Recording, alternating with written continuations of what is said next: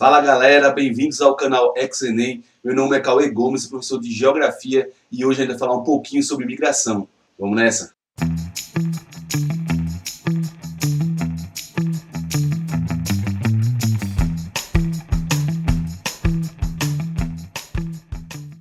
Então galera, migração, né, é um conteúdo bastante amplo no Enem, em Geografia, porque ele envolve tanto a questão política atual da globalização, quanto um contexto social, histórico e de suas consequências, tanto no nosso planeta como um todo e ao longo de sua história, como no nosso próprio país, através das migrações internas. Então hoje a gente vai fazer só um recorte, focando principalmente nos conceitos de migração interna, certo? E de tentar destrinchar e ajudar vocês aí a fazer uma boa prova. Então vamos nessa. Então primeiro a gente tem que lembrar que migração é qualquer tipo de movimento ou deslocamento do ser humano ao longo da superfície da Terra. Desde que o homem se entende por homem, o homem migra. Né? Desde que a gente saiu da África, a gente se deslocou para a Ásia, Europa, a gente está migrando até o contexto da atualidade. O que muda ao longo do tempo, né, é essa relação da técnica, a relação do espaço geográfico. Mas migração é esse deslocamento da população pela superfície da Terra.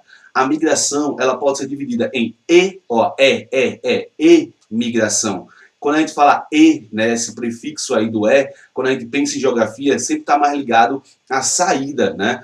Emigração, saída da população de uma região, de um país, de um estado, de uma cidade. Exportação é a venda para fora do país. Extratropical é fora do trópico. Já o imigração é entrada, né? É o deslocamento de uma pessoa, de um país, de uma cidade, de fora, externa, para dentro dessa região que eu moro. Quando você imigra, você entra, imigração. Importação é entrada, intratropical é dentro do trópico. Então o prefixo I sempre tem mais a ver com dentro quando a gente fala em geografia. Se liga nessa aí. Beleza? Então a emigração, que é a saída, a imigração, que é a entrada, forma a migração, o deslocamento do homem pela superfície do nosso planeta. E aí a gente tem vários tipos de movimentos migratórios. Com relação à causa, né, ela pode ser uma causa repulsiva, ou seja, uma causa de expulsão. Vários fatores contribuem para isso. Porque, pessoal, quando a gente pensa em migração, ao longo da história, desde que o homem migra, a gente teve vários motivos para esse tipo de migração. Hoje, o principal motivo na questão da globalização, como a gente conhece, principalmente aí pós-Segunda Guerra, né, é o contexto econômico, né, é a relação de acesso. A pessoa busca uma melhoria de vida, um deslocamento, uma condição melhor, um acesso melhor à saúde, e por aí vai. Né? Hoje, o principal fator é econômico. Existem vários tipos, mas o principal fator hoje no mundo é econômico.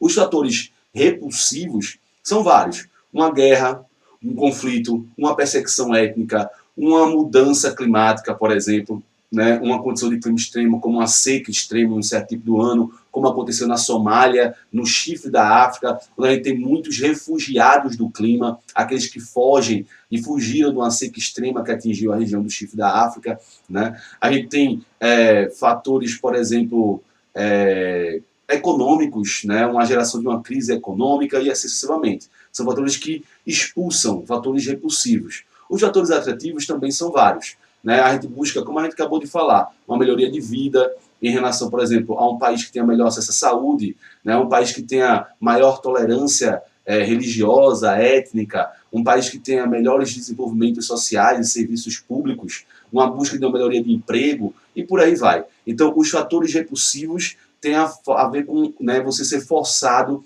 a sair, a emigrar. Né? E os fatores atrativos é aquela visão da imigração, que é a entrada. Galera, se você está se perguntando o que é que tem mais no mundo, emigração e imigração, essa pergunta é redundante. Né? Porque a partir do momento que você emigra, você sai de uma região para outra. Então aquela outra região está tendo você como imigrante. Depende do ponto de vista. Do país que você sai, você é um imigrante. Do país que você entra, você é um imigrante. Então, querendo ou não, a quantidade de imigrantes que a gente tem é a quantidade de imigrantes que a gente tem. Beleza? E com relação à causa, os dois principais pontos são migrações repulsivas, já dissemos vários fatores aí, e as atrativas. Beleza? Com relação ao tempo de duração, você pode ter uma migração definitiva, que é aquela que você se desloca sem intenção de voltar. né? Ó, eu estou indo de vez, não sei quando eu volto. Né? A gente vai na intenção realmente de ficar, ou por algum motivo você não pode voltar ao seu país. Por algum motivo, uma perseguição, né, um conflito, ou até quando, por exemplo, tem naquele filme Terminal, com o Tom Hanks, né, que é um filme bem indicado aí, é um filme muito bom para você assistir, o Terminal, onde ele sai do seu país para visitar os Estados Unidos e gera uma guerra civil no seu país, e aí o país deixa de existir e ele não tem como voltar. Né, e nem pode entrar nos Estados Unidos porque ele não tem um país que identifique ele como tal. E aí é bem legal o filme e tem essa relação aí. Né? Mas, então a gente vai ter a definitiva quando não tem o tempo de volta. Beleza, a intenção está bem ligada à relação a isso. As temporárias é quando você, né, já vai planejando um período curto de tempo. Quando, por exemplo, você já vai com a data para voltar. Né? É o turismo, que é muito forte, você tem aí um visto de turismo, perdão, de 3 a 6 meses. Você vai fazer um curso, você vai fazer uma pós-graduação, né? Então são fatores temporários, visitar alguém e assim sucessivamente. Então, em relação ao tempo de duração, ele pode ser definido ou pode ser temporário. Com relação às causas, ele pode ser repulsivo ou pode ser atrativo. Não esquece, beleza? Então, ó, nessa relação, a gente também pode classificar de acordo com o deslocamento, ou seja, o espaço, a extensão, a área que ele se desloca. A gente tem, por exemplo, as emigrações externas, que é você sair de um país para outro, sair do Brasil para os Estados Unidos, sair do Brasil, né, para a Europa. A gente teve vários surtos, né, de imigração externa no mundo ao longo da nossa existência, mas principalmente aí no século XX, nas grandes guerras do século XX, teve fortes movimentos migratórios. No início da Europa, no início do século XX, a Europa era principalmente expulsora, tanto pela Primeira Guerra quanto pela Segunda Guerra, principalmente em direção às colônias. Já a partir da Segunda Guerra Mundial, da globalização como a gente conhece hoje, da fundação da ONU, certo? A gente vai ter um fluxo invertido, onde a gente começa a sair dos países mais pobres, ou seja, das antigas colônias, em busca das melhores condições nos países mais desenvolvidos. Beleza? Em relação à interna, é quando ocorre dentro do próprio país, né? Do estado para outro, de uma cidade para outra, certo? Essa migração interna do Brasil também teve seus ciclos. Fica ligado aí que a gente vai falar sobre migração brasileira e contar um pouquinho dos principais fatores, como chegaram. Então, para não perder nada aí para o Enem, né, segue a gente aqui no canal Enem, segue a gente nas redes sociais, ativa o sininho aí para receber todas as notificações. Beleza? Vamos nessa. Então, interna, já entendeu, dentro do país. E essas migrações internas, elas podem se dividir em duas, que são as intra-regionais, né, e são as regiões intra-regional, vai ser dentro, né, intra, né, é dentro, né, da região. Por exemplo, você está no Nordeste e você migra do estado de Pernambuco para a Bahia. Você migra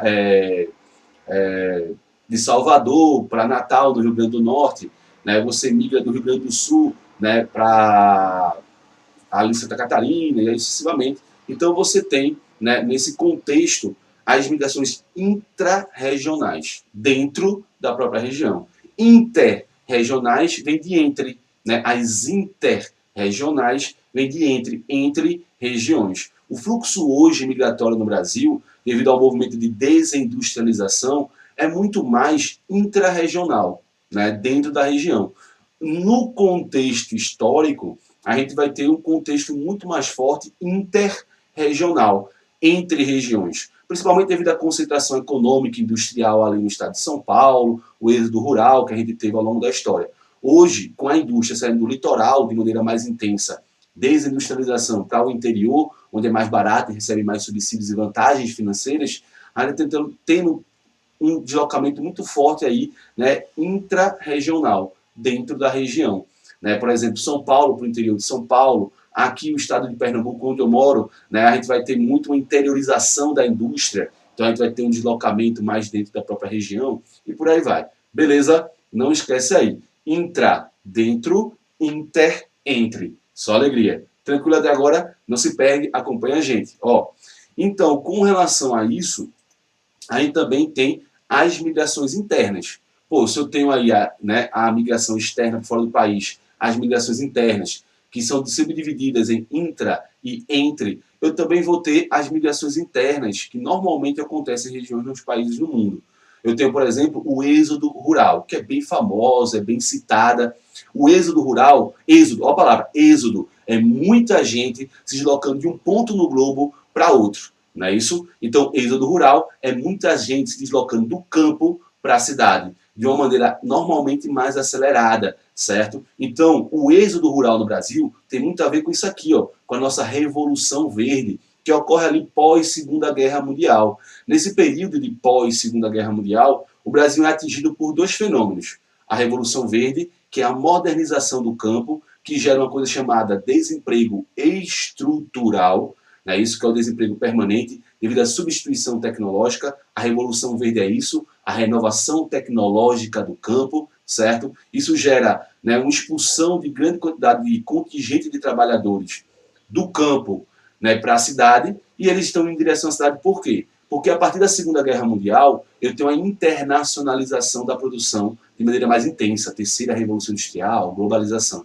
Então, pós-Segunda Guerra Mundial, a gente tem a Revolução Verde, que gerou um fator expulsor do campo, e eu tenho um crescimento industrial de maneira mais intensa no Brasil, o que gera, por exemplo, um fator atrativo. Então, eu vou ter um fator de expulsão e um fator de atração bastante, né, intenso em um período curto, o que gera o nosso êxodo rural. E como consequência do nosso êxodo rural, a gente vai ter uma urbanização. Ó, consequência, o Enem pede muito isso, né? Ele liga muito as ideias, ele liga uma coisa a outra. Êxodo rural, muita gente saindo de maneira acelerada, né, do campo para a cidade.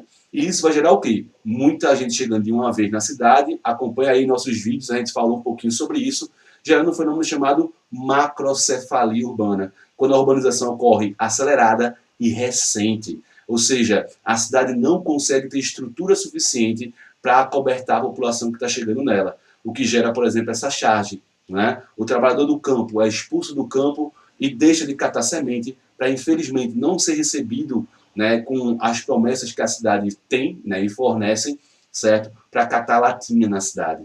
Macrocefalia urbana, inchaço urbano, desigualdade social, estratificação social, são consequências do êxodo rural. Beleza? Só alegria? Estão comigo? Vamos nessa. Eu vou ter também o êxodo urbano. Êxodo urbano, galera, não é muito comum, mas, de novo, é êxodo. Então, se ele é êxodo, é muita gente saindo de uma cidade para outra num curto período de tempo.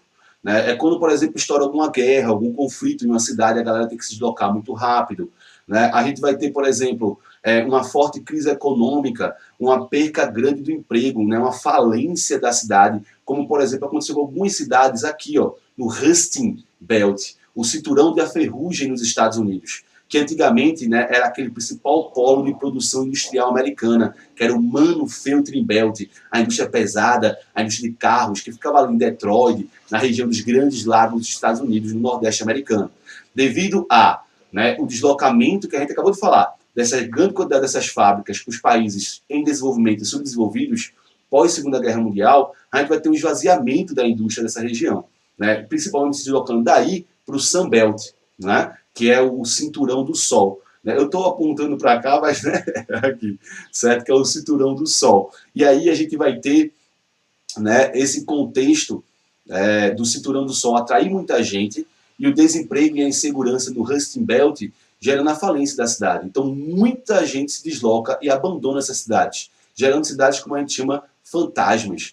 Né? Hoje a cidade de Detroit, o Manufacturing Belt, que hoje se transformou em Rusting, que é ferrugem, cinturão da ferrugem, né? Ela já passa por uma atividade de renovação econômica, mas teve esse esvaziamento aí. Né? A gente, por exemplo, quando teve a queda do Muro de Berlim, existiu um medo do êxodo, né, da Berlim oriental, né, em busca da melhoria e da riqueza da Alemanha, né, da Berlim ocidental, em busca da melhoria de vida. Galera, desculpa aí pela garganta, certo? Estou um pouquinho doente de semana, mas vai dar tudo certo. Vamos nessa. Então, ó, nesse contexto, fatores econômicos, né, falência do Estado, conflitos podem gerar um deslocamento muito grande da cidade para outra cidade, ou da cidade para o campo, que hoje é um fenômeno que está crescendo muito, né? O deslocamento das pessoas das cidades para o campo, principalmente devido ao quê? O aumento da violência, a poluição, as pessoas buscando melhoria de qualidade de vida, e aí eu tenho, sim, um crescente movimento disso, beleza?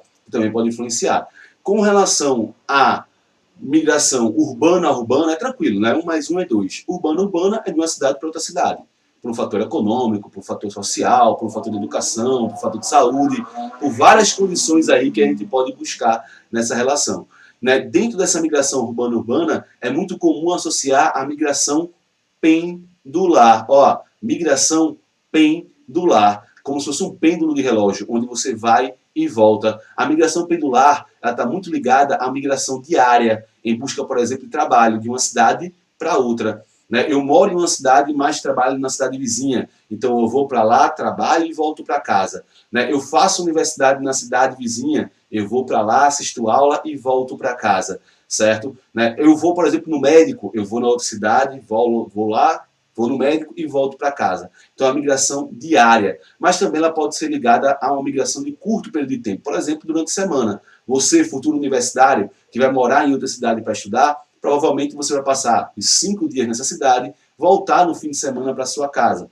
Né? Cidades mais próximas, dá para fazer isso de maneira melhor. E também aí se enquadra como migração mais pendular. Né? Porque é num curto período de tempo, durante a semana, durante o dia.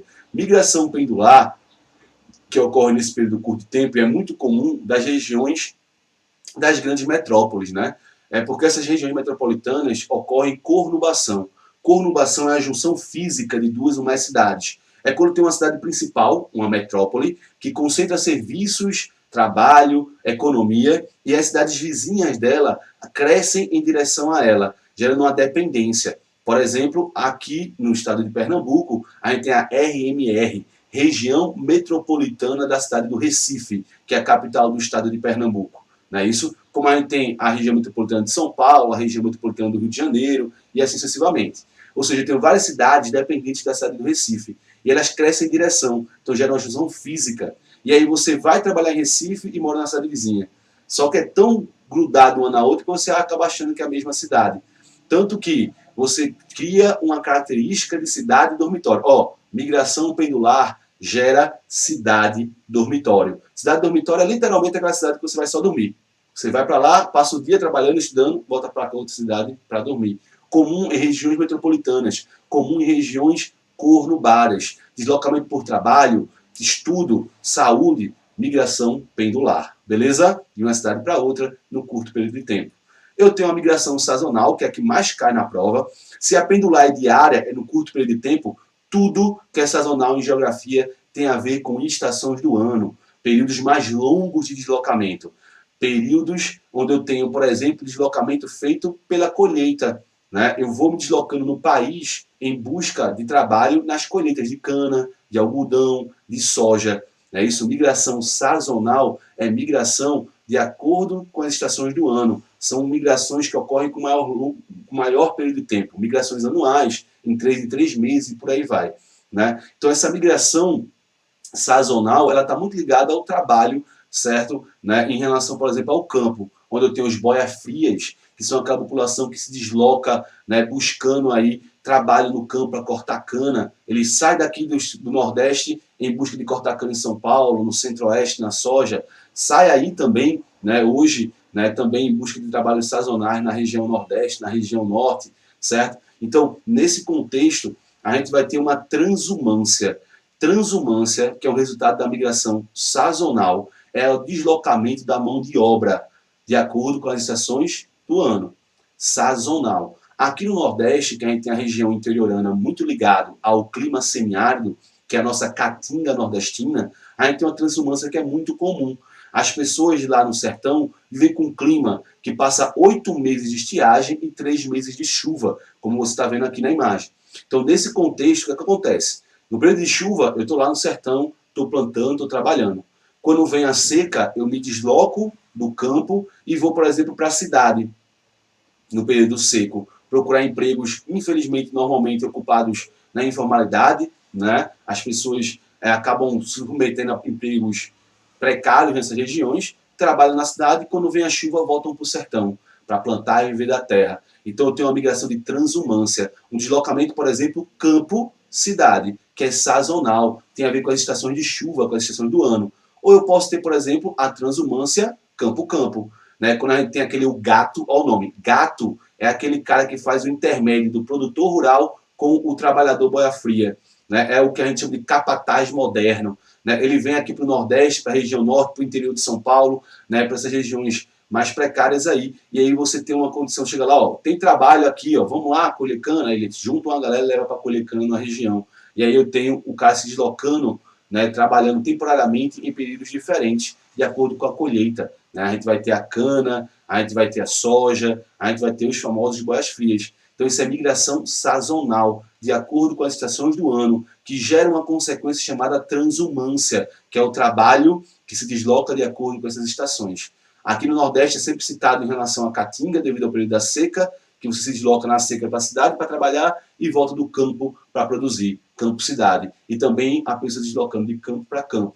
Infelizmente, essa migração torna, né, o vínculo trabalhista basicamente escravo. Mas depois, quando a gente falar um pouquinho sobre atividade rural, a gente fala mais sobre isso. Beleza? E aí, né, por último, olha, a gente tem algumas imagens de transumância aí ainda. Por último, mas não menos importantes, até tem o nomandismo. Sim, aquele deslocamento constante, onde você não tem a fixação na terra, né? Você tem o deslocamento, né? Você vai se deslocando de acordo com as necessidades econômicas, sociais, culturais. Ao longo da história, a gente já foi, né? Ali bastante antes do sedentarismo, a gente já foi uma sociedade nômade, que se baseava no deslocamento, absorvendo os recursos naturais, esses recursos naturais se tornavam extintos e eu me deslocava para outra em busca desses recursos.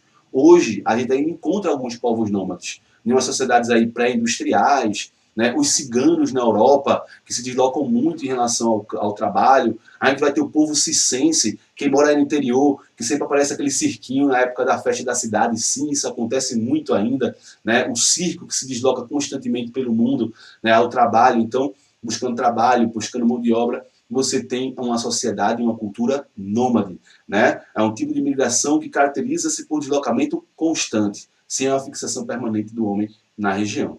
Beleza? Então a gente falou bem rapidinho aí dos principais tipos de migração interna, a gente falou um pouquinho e contextualizou cada uma, como é cobrado um pouco mais no Enem. Então agradeço a todos por ficar até o final da aula, obrigado por estar acompanhando o nosso canal XEnem, chega junto, assina o nosso canal, segue aí, clica no sininho para receber as notificações e segue a gente nas redes sociais. Forte abraço aí e vamos que vamos!